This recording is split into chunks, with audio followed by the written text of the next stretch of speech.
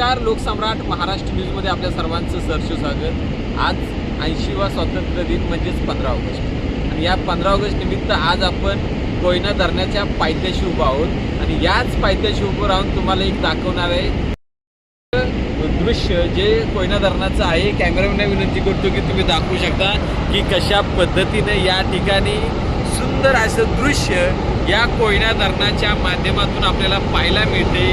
स्वातंत्र्य दिनानिमित्त महाराष्ट्राची भाग्यलक्ष्मी समजल्या जाणाऱ्या कोयना धरणावर केलेली विलोभनीय विद्युत रोषणाई आणि पाण्याचा फेसाळणारा विसर्ग पाहण्यासाठी पर्यटकांनी अलोट गर्दी जमवली आहे। धरणाचे 6 वक्र दरवाजे 2 फुटाने उघडून 14,008 क्युसेक पाण्याचा विसर्ग कोयना नदी पात्रात सुरू करण्यात आला आहे।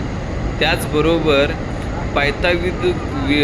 पायथा वीज ग्रहमधून 1050 क्युसेस पाण्याचा विसर्ग नदीपात्रात सोडला असून एकूण विसर्ग सध्या तब्बल 15,058 क्युसेस वेगाने पाणी कोयना नदीपात्रात झेपावत आहे। धुक्याची झालर, पाण्याचा प्रचंड प्रवाह आणि 15 ऑगस्ट निमित्त केलेली मनमोहक विद्युत रोषणाई यामुळे कोयनेचे रूप अधिकच नटले आहे।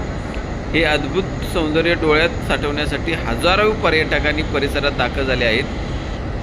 या खास प्रसंगी धरणावर अत्यंत सुंदर रोषणाई करणाऱ्या सर्व अधिकारी व कर्मचाऱ्यांचे पर्यटकांकडून मनपूर्वक आभार मानले जातात। भरपूर आहेत आणि अशा पद्धतीने या कोयना नगरीमध्ये कोयना धरणात म्हणजे छत्रपती शिवाजी महाराज जलाशय आज मात्र 15 ऑगस्ट निमित्त एकदम उठून आणि एकदम छान पद्धतीने त्याचं रूप दाखवण्याचा प्रयत्न अख्ख्या महाराष्ट्राला येथील जी काही शासकीय अधिकारी यांनी दाखवण्याचा प्रयत्न केलेला आहे। लोकसम्राट महाराष्ट्र बरोबर मी भरत। जय हिंद, जय महाराष्ट्र।